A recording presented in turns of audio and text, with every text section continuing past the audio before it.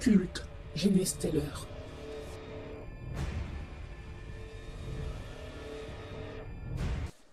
Depuis le confin obscur et les rues sombres, les cultes Genesteller émergent, unis par leur vénération de puissances étranges, nées dans les étoiles, et se développent dans les recoins cachés de l'Imperium. Il existe 4 cultes. Le culte de l'empereur à 4 bras, c'est un culte rusé et patient qui émerge des profondeurs sous les planètes.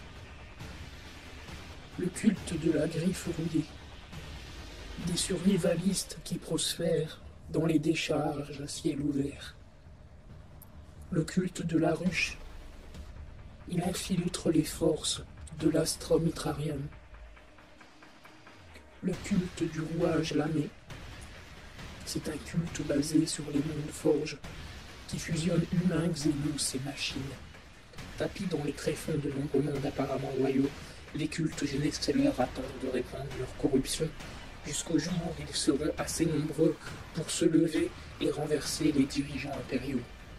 Les cultes apparaissent lorsqu'un Genesteller tyrannide implante une portion de son propre organisme.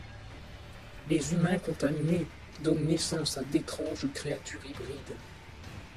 La première génération est visiblement alien, mais à mesure que l'infection se répand, les suivantes sont capables de passer pour des humains et de propager l'influence du culte.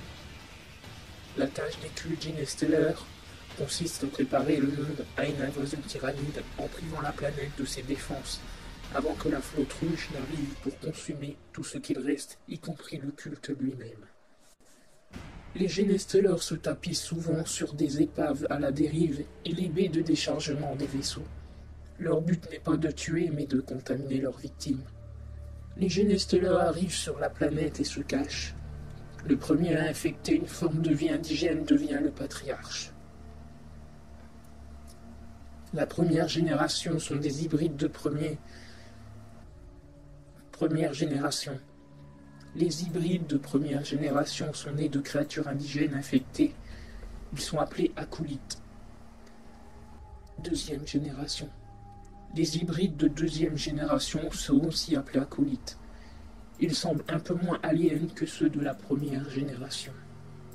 Troisième génération. Ils sont appelés néophytes. Certains de ces hybrides peuvent passer pour des humains quand on les voit de loin, ou quand leurs mutations sont dissimulées par des vêtements. La quatrième génération passe pour des humains bien plus facilement que ceux de la troisième, et peuvent même infiltrer la société impériale. Cinquième génération.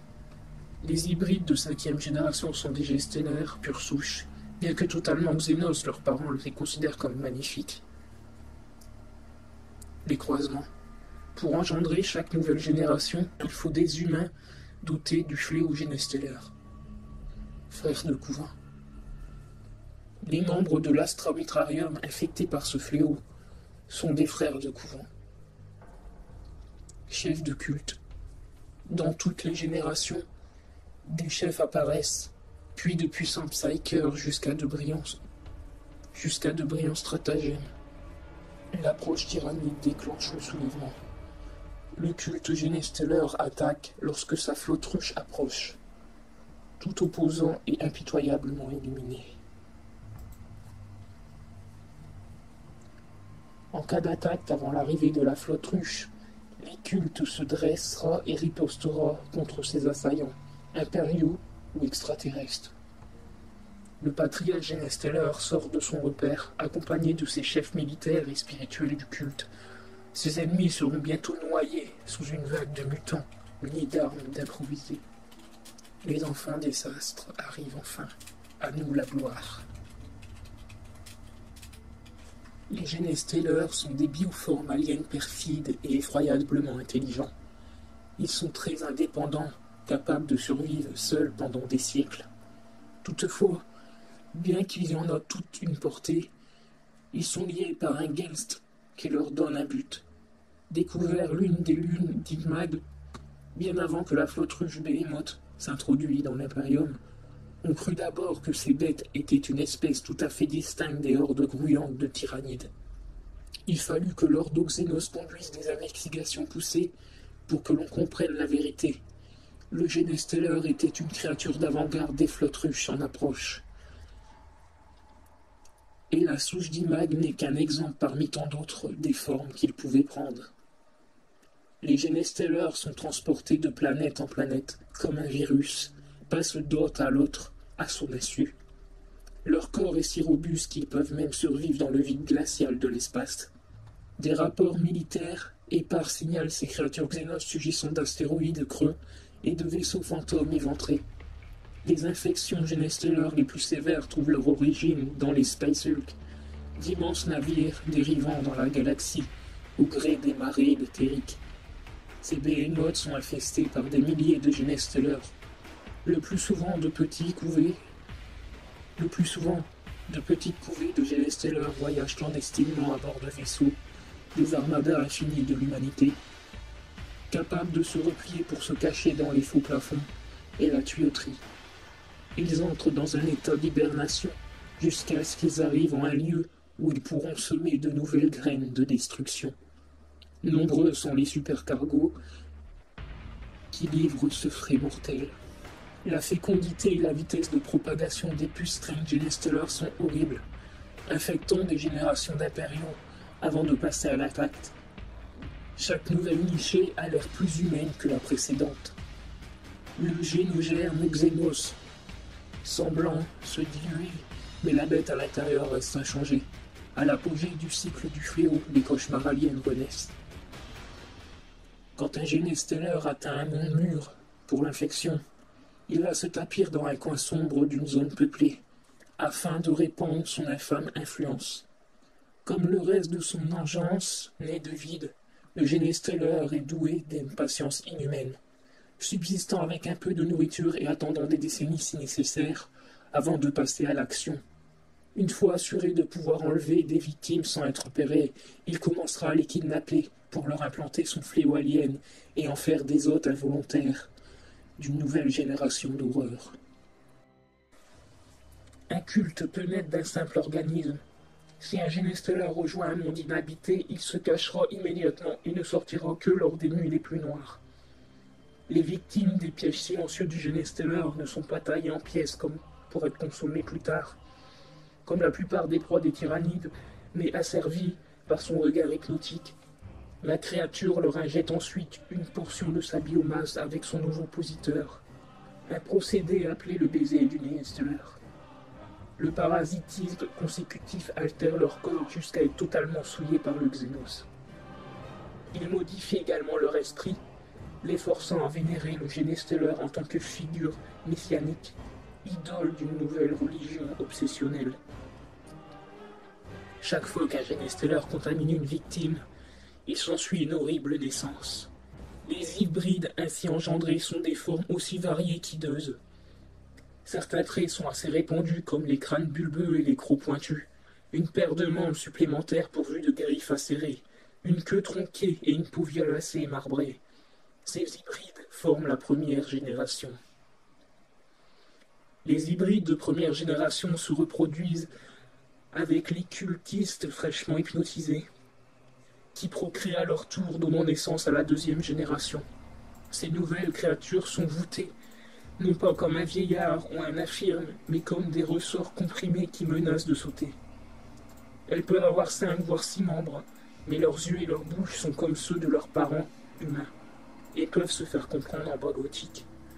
Bien que leur esprit soit toujours aussi étranger et indéchiffrable, les hybrides de deuxième génération sont assez fins pour comprendre la société haute. Certains sont même mis au travail au sein des confréries industrielles du culte. Leur force et leur robustesse leur permettent de manier les outils de minage et les explosifs beaucoup plus efficacement qu'un agent humain. Les cycles passant, la progéniture hybride présente de moins en moins de mutations. La troisième génération se caractérise par un dos droit. De loin, les spécimens ont l'air humain, mais quand on les regarde de près, on voit une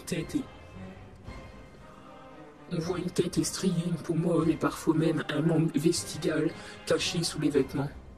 Lorsque l'on arrive à la 4e génération, les rejetons du culte semblent parfaitement humains et peuvent usurper les positions influentes pour favoriser le désigne du culte. Des chefs à l'autorité surnaturelle émergent au sein de la hiérarchie secrète, des démagogues et des mages psychiques dont la rhétorique enflamme la colonie. Les cultistes de 4e génération peuvent se reproduire entre eux. Ils ne donnent pas naissance à des humains purs, mais à des purs restreints Genestellers, aussi étrangers que leurs progéniteurs originels. Les parents de ces créatures de 5e génération ne les voient pas comme des changelins qu'ils sont réellement, mais comme des nourrissons doux et innocents. Ils font tout pour les protéger, quitte à se sacrifier si nécessaire. Dès lors, l'emprise du fléau sur la lignée est totale. Le Genesteller au cœur du culte, nommé le Patriarche, a un contrôle inné sur chacun de ses serviteurs, toute génération confondue. Le Patriarche les unifie en une seule conscience, un Genest appelé Bloodmind. C'est une conscience partagée qui fait du culte une organisation aussi solidaire et loyale, que lui confère une force et une vitesse surnaturelle au combat, et qui cherche à zapper la vertu spirituelle de l'humanité. Ce genre de culte propose périr longtemps dans les coins sombres de la période. Lorsqu'ils se soulèvent en une rébellion verte, ils peuvent renverser les défenses d'une planète en quelques heures. Les cultistes de la grande insurrection se sont préparés toute leur vie au vu du jour de la conquête ultime. Les générations sont élevées en secret, chaque cycle portant les fruits répugnants. Les infectés propagent le fléau, y compris chez leurs enfants, qui en contaminent d'autres encore. Tel un virus, ils se reproduisent de manière exponentielle, leurs noms se multipliant jusqu'à ce que les maîtres de sous-monde soient assez forts pour s'emparer de la planète hôte. Si les dernières générations de chaque cycle ont un aspect humain, elles restent des Xenos. Leur allégance va aux organismes qui renvoient le flux Genesteller de leur planète, aux hybrides de leur vengeance, cachés.